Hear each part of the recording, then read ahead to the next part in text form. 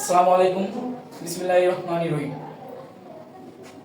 আজকে নবম এবং দশম শ্রেণীর গণিত বইয়ের অনুশীলনী 9.2 এর আমরা অনুশীলনী 8 অঙ্কটা করব। তো চলেন 8 নম্বর প্রশ্ন কি দেওয়া আছে দেখি। 1 - cot square 60 degree divided 1 + cot square 60 degree এর মান বের করতে হবে। আমার আগে এই উত্তর সমাধান করতে গেলে আমাকে দেখতে হবে cot 60 ডিগ্রি এর মান কত। আমার cos 60 ডিগ্রি এর মান যদি না জানি তাহলে আমরা কখনোই অঙ্ক সমাধান করতে পারবো না। এইজন্য আমাদের cot 60 ডিগ্রি এর মানটাকে জানতে হবে। তো আমরা জানি cot 60 ডিগ্রি এর মান হচ্ছে 1/√3। তো চলেন আমরা শুরু করি। 1 - cot স্কয়ার 60 ডিগ্রি, আমরা জানি cot 60 ডিগ্রি এর মান হচ্ছে 1/√3। আমাদের প্রশ্নে এখানে স্কয়ার আছে, এই জন্য আমরা হোল স্কয়ার দিয়ে দিলাম। Divided 1 + 1√3 square.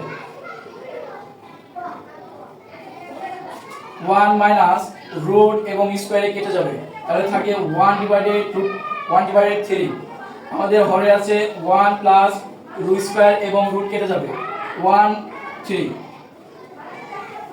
এখন এটা হচ্ছে লব, এটা হচ্ছে হর। লবের লসাগু নিব আমরা। লবের লসাগু হচ্ছে 3 এবং নিচে একটা 1 আছে। 3 আর 1 এর লসাগু হচ্ছে 3। আমরা 3 নিয়ে এখানে 3 দিয়ে আমরা এই 1টা যে নিচে 1 আছে 1 এ ভাগ করব। 3 দিয়ে 1 এ ভাগ করলে 3 হয়। 3 দিয়ে উপরে 1 গুণ করব, তাহলে হবে 3। মাইনাস আছে মাইনাস, এই 3 দিয়ে এই 3 কে আমরা ভাগ করব। 3 দিয়ে 3 দিয়ে ভাগ করলে 1 হয়।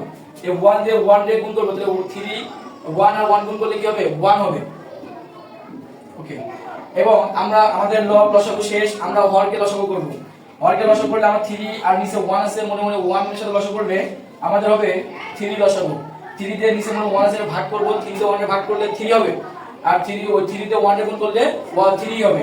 3 প্লাস আছে প্লাস, 3 দিয়ে 3 দিয়ে ভাগ করলে 1 হয়, 1 দিয়ে 1 এ গুণ করলে 1 হয়। আমরা জায়গা সংকটের কারণে আমরা ডান পাশে চলে যাই। তাহলে আমাদের এবার বিয়োগ করব। 3 থেকে 1 বাদ দিলে হয় 2/3।